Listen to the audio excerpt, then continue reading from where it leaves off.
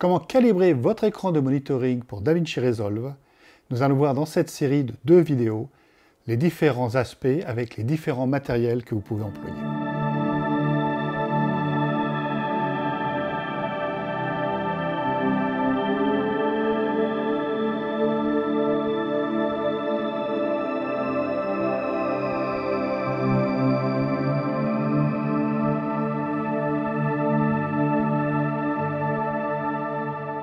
Durant cette série de 2 vidéos, on va voir les différents aspects.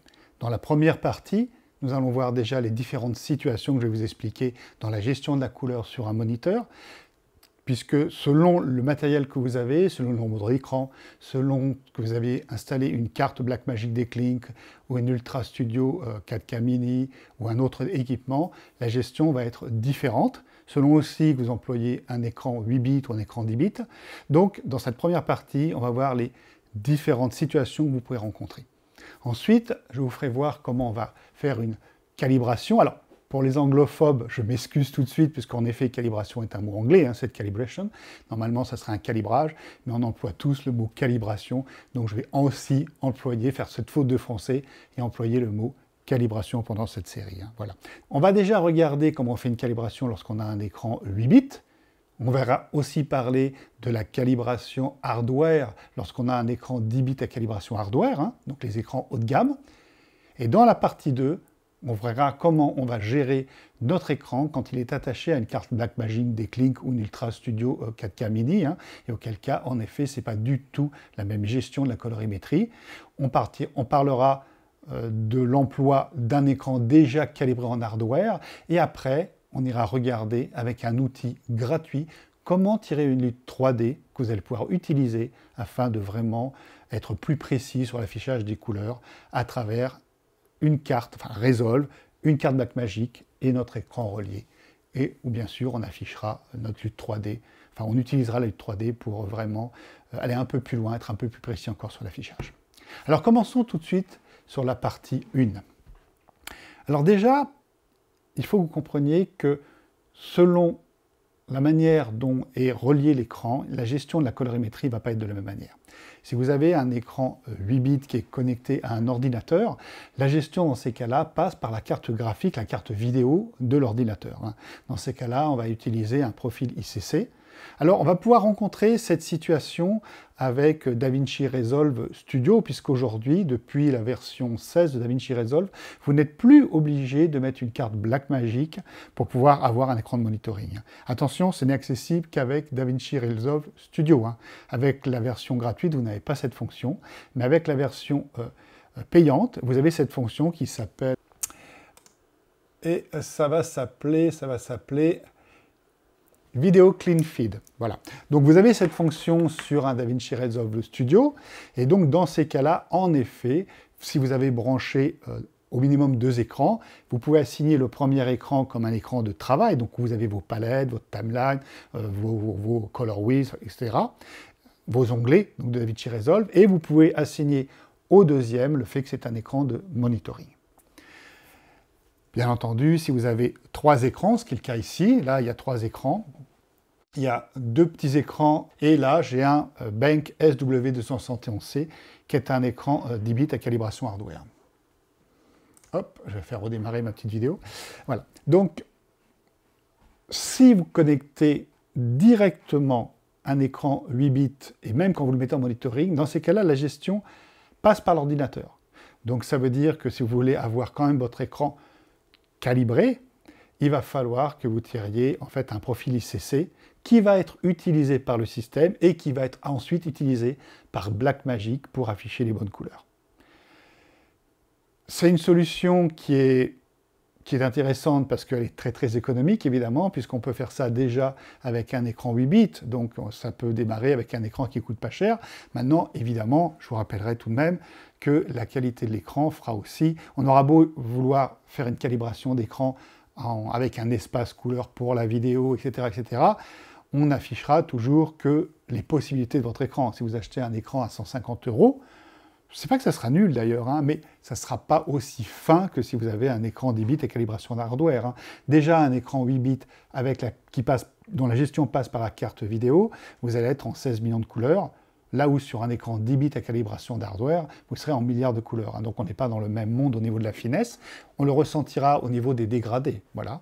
Mais c'est le premier pas. Alors c'est déjà un pas, je dirais, enfin, c'est un pas possible si vous avez un ordinateur et que vous n'utilisez qu'un seul écran. Auquel cas, vous n'utilisez pas la fonction de CleanFit pour avoir un écran adressé pour le monitoring. Je rappelle ce que c'est qu'un écran de monitoring tout de même.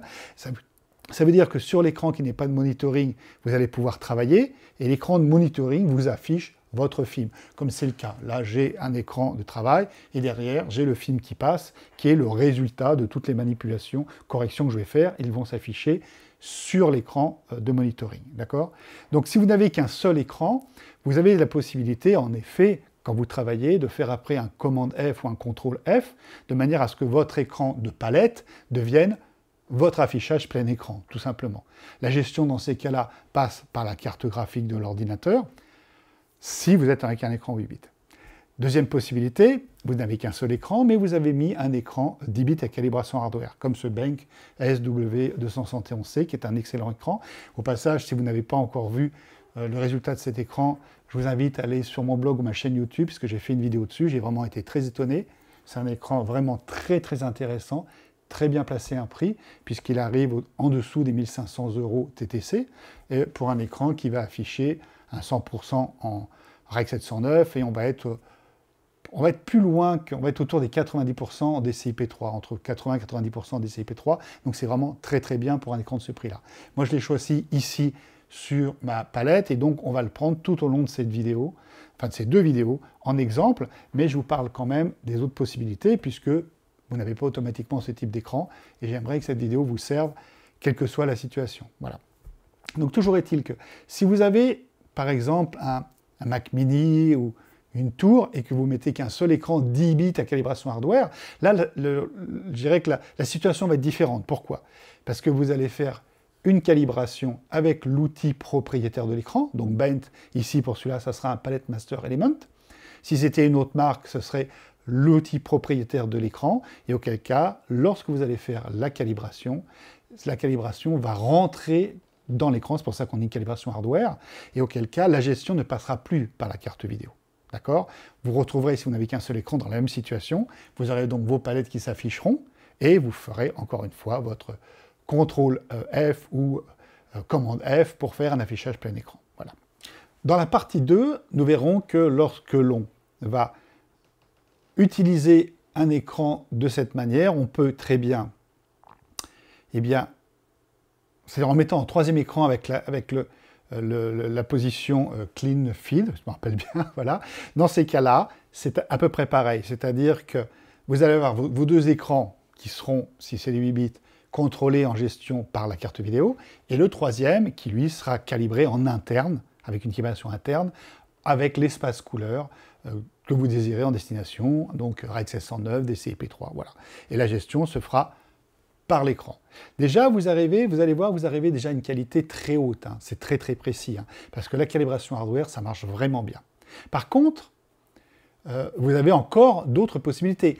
On va voir que si jamais on fait passer notre flux à travers une carte Blackmagic, alors là derrière j'ai une Decklink, mais ça peut être aussi sur une carte comme celle-ci, hein. Là on est sur un Ultra Studio 4K Mini, hein. Superbe carte, entre autres très bonne carte si vous avez des nouveaux Mac avec des prises USB-C, puisque c'est une carte, bien sûr pour le 4K. On n'est pas obligé d'avoir des cartes aussi chères si vous voulez rester en HD, hein, bien sûr, mais dès que vous passez 4K, c'est déjà les cartes beaucoup plus grosses. Dans ces cas-là, vous allez rencontrer deux situations possibles. Dans la première situation, vous le connectez, l'écran en effet est connecté à la carte Blackmagic, donc il n'y a plus de gestion par l'ordinateur, on est bien d'accord, il n'y a plus de profil ICC. Si vous êtes sur un écran à calibration hardware, comme la calibration est dans l'écran, vous pouvez l'utiliser comme ça, de cette manière-là. C'est d'ailleurs le cas quand si vous allez louer un écran qui a déjà une calibration avec un espace et que quand vous le loue, enfin vous le prenez pour le mettre sur votre station et que vous branchez une carte, c'est ce qui se passe. On peut se dire que, en effet, l'outil que vous employez, DaVinci Resolve, les câbles, la carte, tout ça, peuvent jouer un petit peu sur la restitution de l'affichage.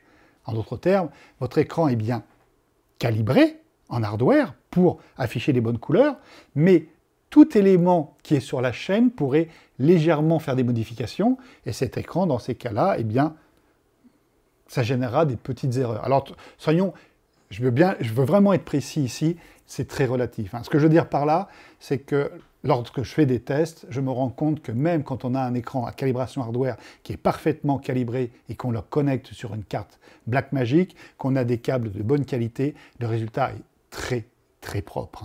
Pour moi, des écrans de ce type-là à calibration hardware, quand ils sont calibrés, on est peut-être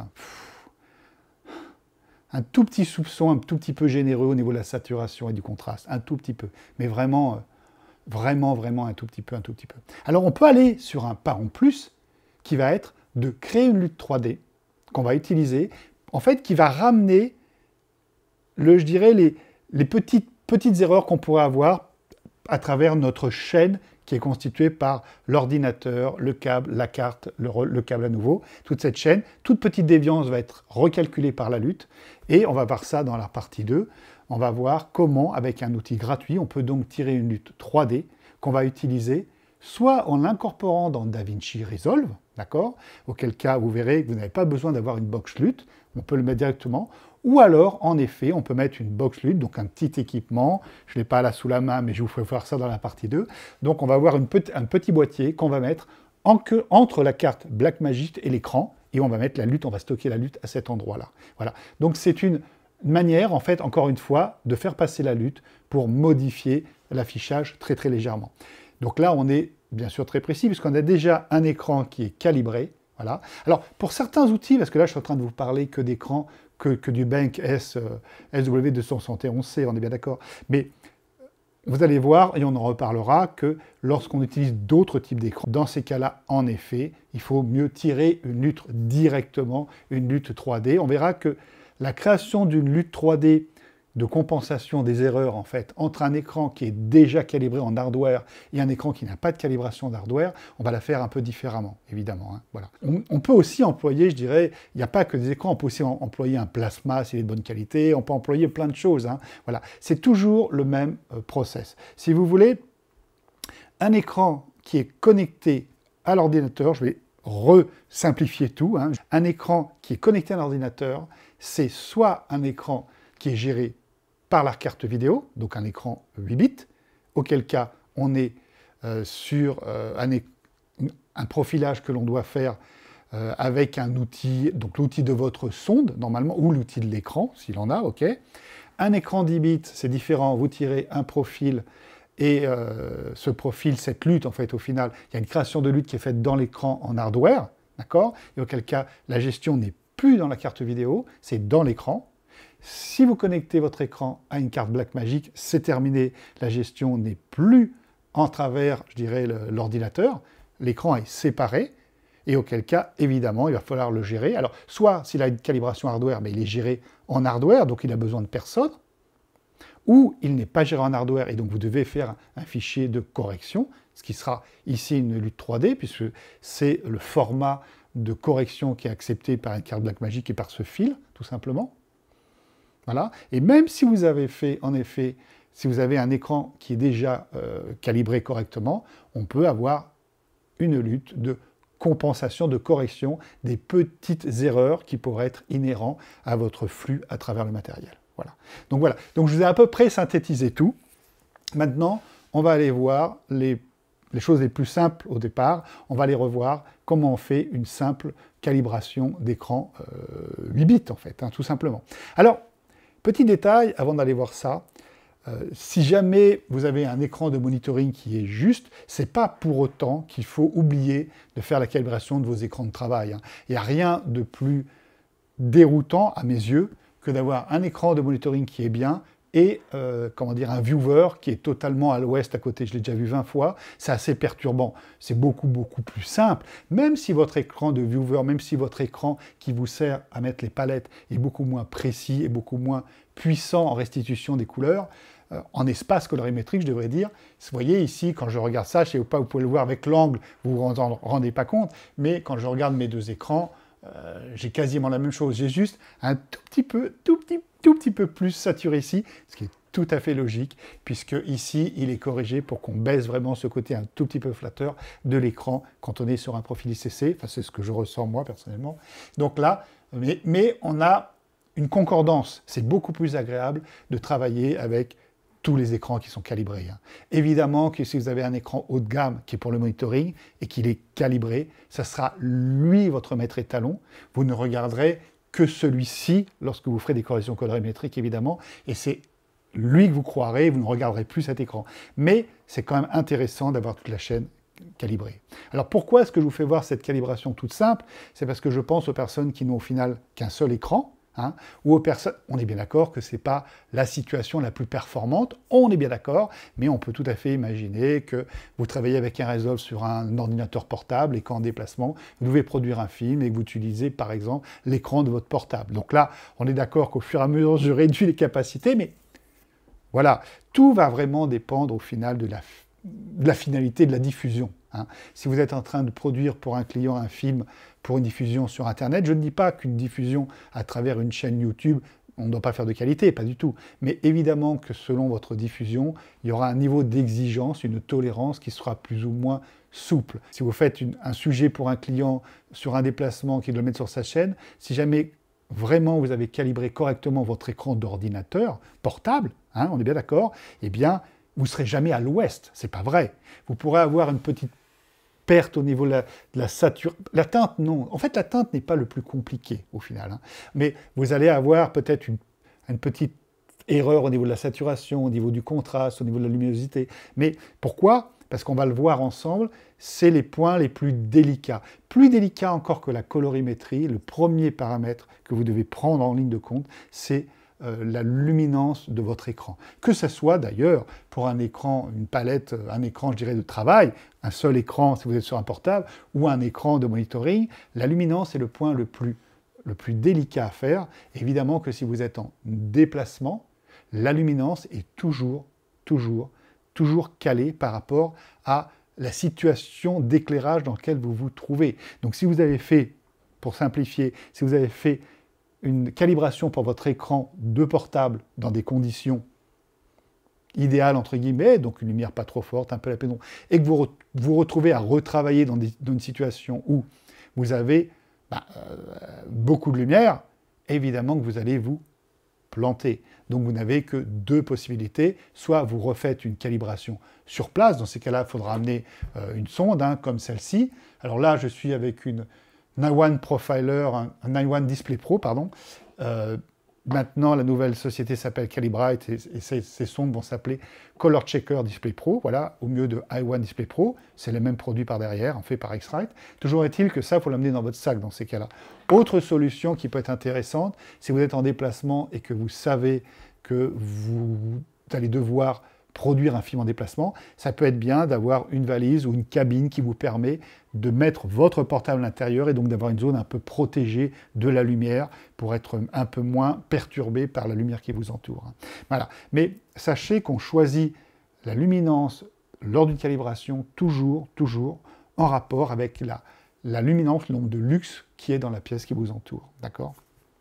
Ça, c'est un point précis à comprendre, parce que je vois aussi parfois des gens qui me parlent de « Ah oui, mais moi, là, c'est pas la norme, etc. » Ça me fait rire quand je vois des gens, enfin ça me fait rire. Il y a des gens parfois qui me parlent de normes, mais ils veulent mettre à la norme leur calibration, donc espace couleur, gamma, luminance, valeur du point blanc, donc température, sauf que la pièce qui les entoure n'est absolument pas dans la norme. Si vous voulez vraiment faire une calibration qui est dans la norme, ça sous-entend que votre pièce, elle aussi, doit être dans la norme. Sinon, ça ne sert absolument à rien. Voilà.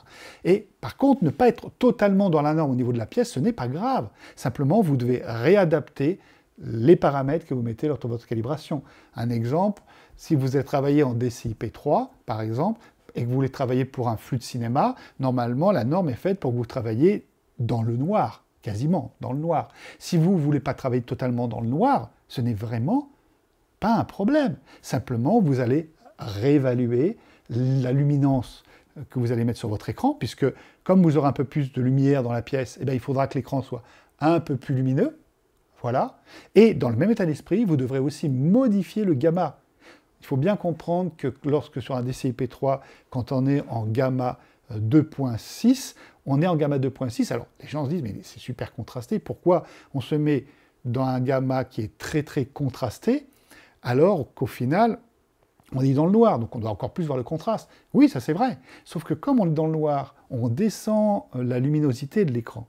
Même sur une projection en salle noire d'ailleurs. On descend la luminosité, et en descendant la luminosité, qu'est-ce qui se passe? On a une perception du contraste qui descend. Et c'est pour ça qu'on met donc plus de gamma.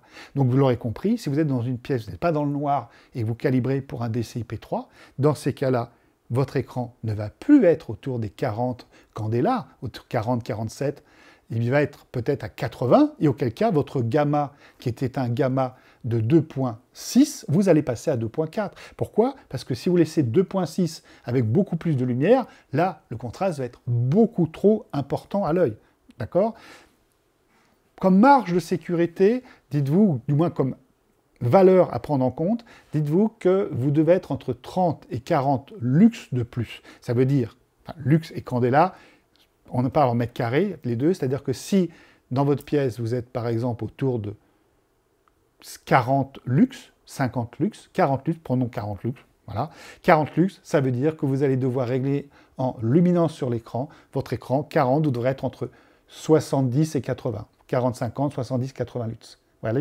Donc vous adaptez en fait la luminosité par rapport à la luminosité de votre pièce. C'est très difficile de travailler totalement dans le noir, donc on peut avoir envie de travailler. Je ne vous parle pas dans beaucoup de lumière, attention, n'explosez pas. Par exemple, sur les salons, quand on fait des démonstrations, c'est toujours amusant parce que les gens se disent... Enfin, on ne peut pas avoir une bonne calibration d'écran. Quand on a beaucoup de lumière, on est bien sûr obligé de faire claquer les écrans à fond, les manettes, sauf que voilà, lorsqu'on commence à dépasser les 100, 120 candélas sur un écran, on n'est plus dans ces grandes capacités d'afficher les bonnes couleurs. Donc il faut toujours rester en dessous 120, je dirais. Voilà. Mais le bon niveau, c'est autour des 80, puisque au niveau physique, un écran autour des 80 candélas, il donne vraiment le maximum de cette qualité. Hein, voilà. Donc vous pouvez bien sûr être un peu moins, mais ce que je veux dire par là, c'est que c'est vraiment pas un problème de travailler dans une pièce qui n'est pas totalement dans le noir, si vous réadaptez la luminosité de votre écran de monitoring, et de tous les écrans d'ailleurs au passage. Hein, voilà, donc je crois que j'ai fait à peu près le tour des situations.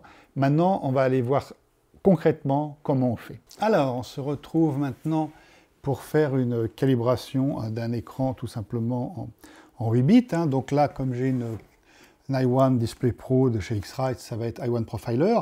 La nouvelle version, donc en Calibrite, ça sera Color Checker Profiler, autant que je m'en souvienne. Voilà. On est d'accord qu'on va utiliser le logiciel de la sonde qu'on emploie. Ici, je vais donc enlever la barre que j'ai, la bank screen bar. Alors normalement, vous allez pencher votre écran de manière à ce que la sonde reste bien appliquée, mais comme moi c'est sur un mur qui est fixe, fatalement je ne vais pas le faire. Alors je vais déjà commencer par ouvrir le logiciel i1 Profiler. Voilà.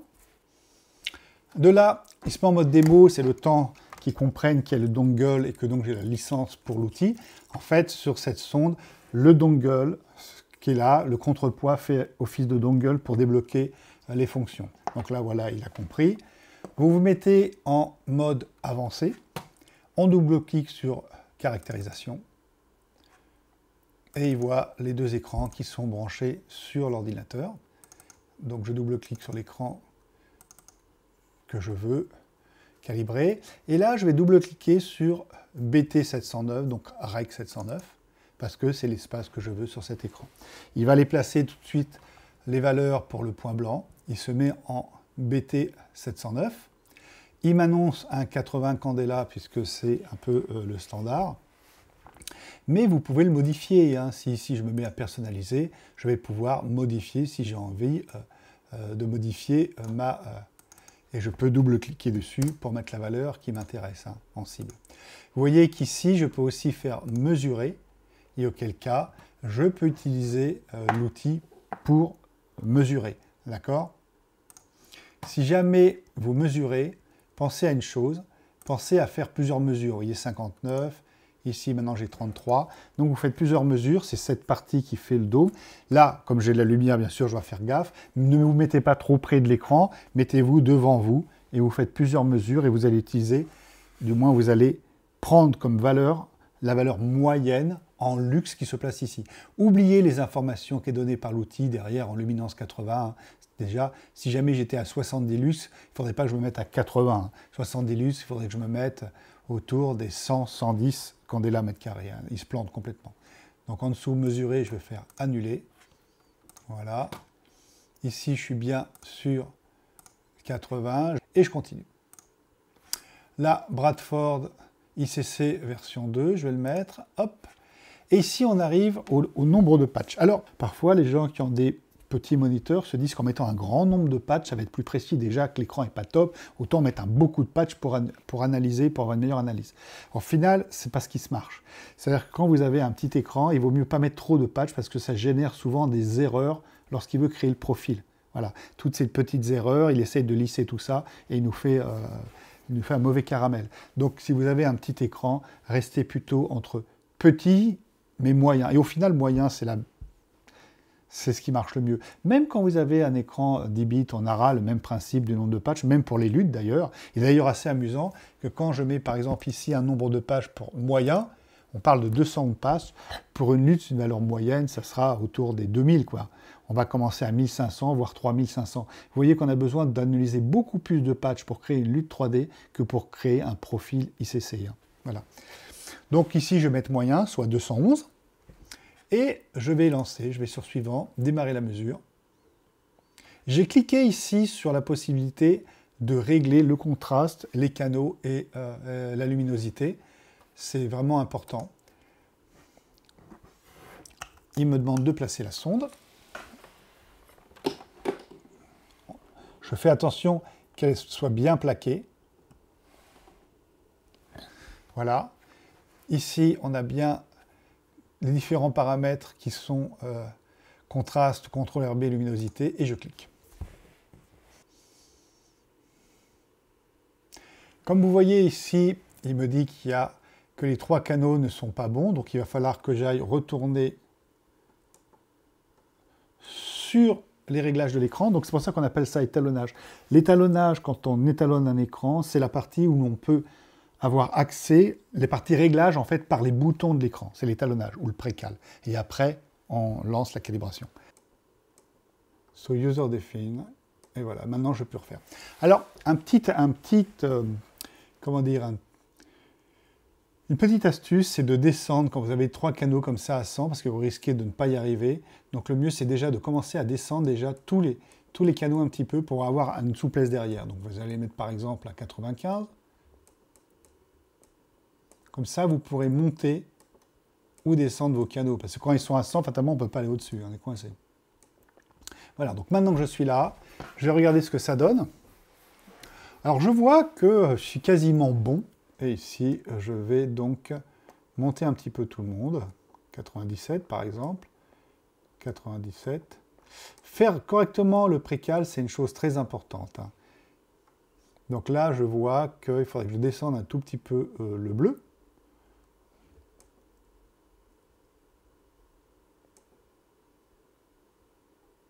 Voilà, là on est pas mal. Et une fois qu'on a fait ça, on peut aller sur suivant. Il va aller voir maintenant la luminosité. Voilà, je suis à 230, donc vous aurez compris que là, il faut vraiment que je fasse quelque chose. Je vais aller sur brightness, et là on va descendre. On attend un petit peu de voir comment il réagit. Allez, on continue.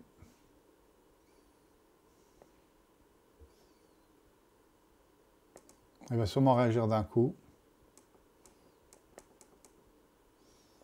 Je vais aller en dessous quand même. Et maintenant, je fais suivant.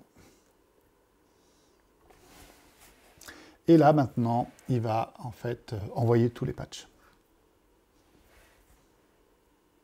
Donc, je vais le laisser travailler tout simplement. Une fois que c'est terminé, vous voyez, il se met à clignoter. Il vous demande de refermer la sonde. Vous faites suivant. Voilà. Alors, n'oubliez pas à ce moment-là d'aller faire un contrôle pour être sûr que ça s'est bien passé. Pour ça, vous allez faire suivant pour enregistrer déjà votre profil. Vous pouvez là le renommer si vous en avez envie ou pas. OK, il dit qu'il est enregistré. Et maintenant ici, on va aller cliquer sur le test pour voir si jamais ça s'est bien passé.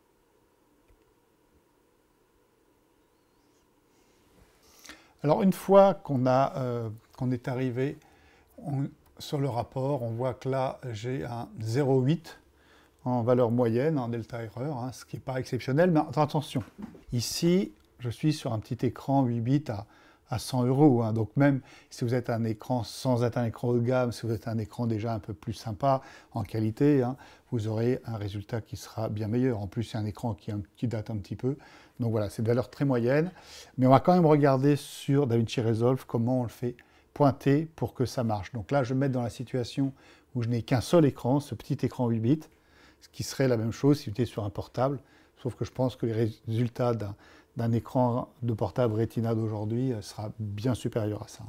Alors, je ferme ceci. On va aller sur un Resolve. Donc là, je suis sur un seul écran.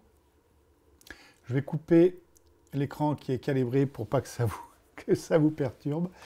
Et ici, vous voyez, dans Resolve, on va aller dans les préférences et on va regarder dans le général si on a bien cliqué d'utiliser le color management de l'ordinateur. Donc là, c'est sur un Mac, donc c'est Use Mac Display Color. OK. Donc comme vous avez pu voir, faire une calibration d'un écran en 8 bits, c'est extrêmement simple avec des outils propriétaires, hein, enfin des outils de votre sonde en fait. Maintenant qu'on a fait ça, on va aller regarder une calibration en calibration hardware. Donc ici, comme j'ai un Bank, un SW271C, on va utiliser Palette Master Element. Vous allez voir que c'est un peu différent. D'une certaine manière, c'est plus facile, puisque, comme vous avez pu le voir sur la calibration avec la One Profiler, vous devez bien sûr bien caler vos canaux rouge, vert, bleu, votre luminosité, etc., etc., ce qu'on appelle l'étalonnage. C'est-à-dire que l'étalonnage, lors d'une calibration, c'est la partie où on appuie sur les boutons, la partie hardware, lorsqu'on appuie sur des boutons, d'accord ? Et donc, vous devez faire ce précal, en fait, alors que sur un écran 10 bits, il n'y a pas besoin. Comme l'ordinateur parle directement avec l'écran, fatalement, on n'en a pas besoin. Donc, comme vous allez le voir, c'est encore plus simple à réaliser. Alors là, j'ai branché le Bank SW271C. Donc, comme c'est une calibration hardware, je vais ouvrir le logiciel propriétaire de Bank. Ici, il reconnaît bien l'écran, hein. Et je vais me mettre en mode avancé. Vous voyez, c'est assez similaire au final. Ici, je fais démarrer. Suivant. Et on va aller choisir ici aussi le Rec 709. Alors, vous voyez qu'on pourrait très bien se mettre en DCI-P3. Alors, on peut ici se mettre en custom. Alors, attendez que je vous fasse voir où c'est. Ça doit être ici, voilà. Ici, vous pouvez vous mettre en custom de manière à rentrer ce que vous voulez, hein, si vous voulez changer l'espace, qui pourrait être intéressant d'ailleurs. Alors, là, je vais prendre le même réglage, 82,4 en gamma. Exactement pareil que tout à l'heure. Donc voilà, donc je fais démarrer la mesure. Il me demande encore une fois d'aller positionner la petite sonde. Hop là! Là, comme je n'ai pas de problème de support, je vais le basculer.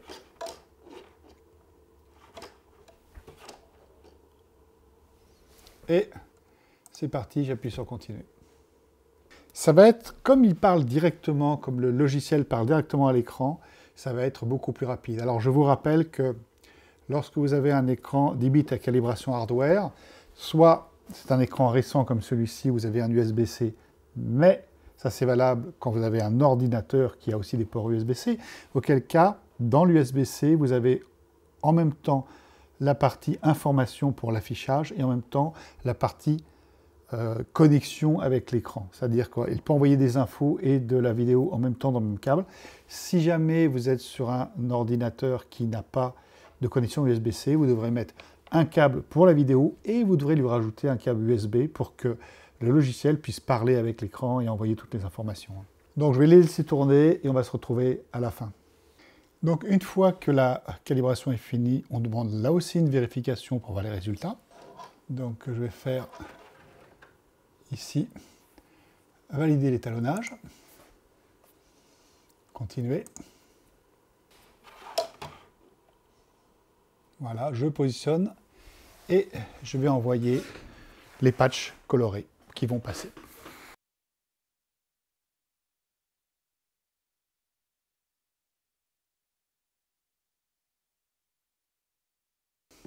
Voilà, alors évidemment, on n'est pas dans le même monde sur ce type d'écran avec le petit écran 8 bits. Donc je fais terminer. Et voilà. Alors je vais aller chercher un petit outil pour regarder un peu le résultat qu'on a obtenu avec les deux écrans.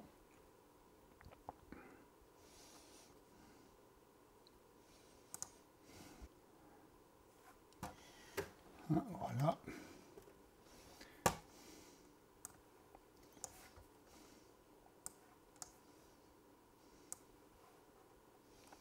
Notre cible, c'était du REC 709.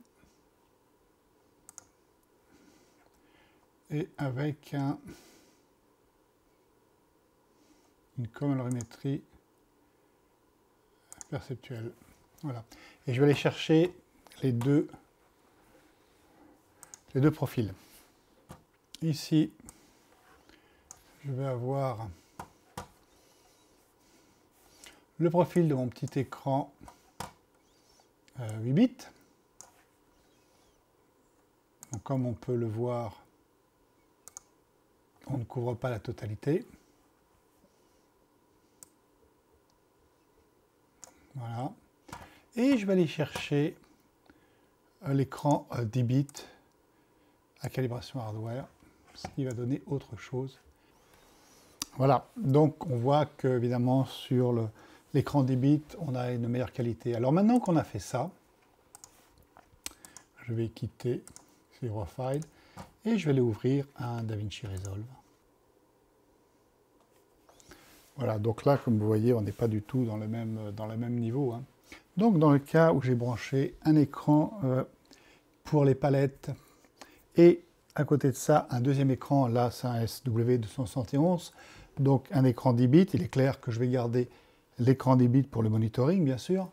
Et donc ici, je vais aller dans Workspace et je vais activer le Video Clean Feed.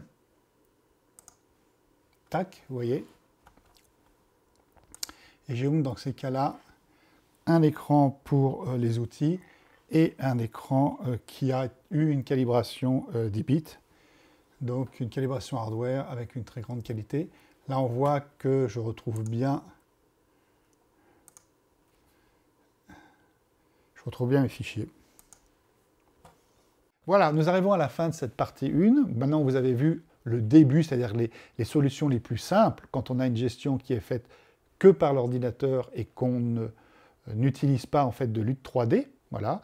Dans la deuxième partie, on va s'atteler aux situations où vous avez une carte Blackmagic et vous avez relié votre écran de monitoring sur une carte Declink, un Ultra Studio 4K Mini, ou une autre carte d'ailleurs, hein, une carte d'affichage qui est prise en compte. On verra les deux situations, celle où on conserve un écran qu'on a calibré à part du système Resolve en fait, et celui où on va aller retirer une lutte de compensation de manière à pouvoir affiner au maximum notre calibration. J'espère comme d'habitude que cette vidéo vous a plu.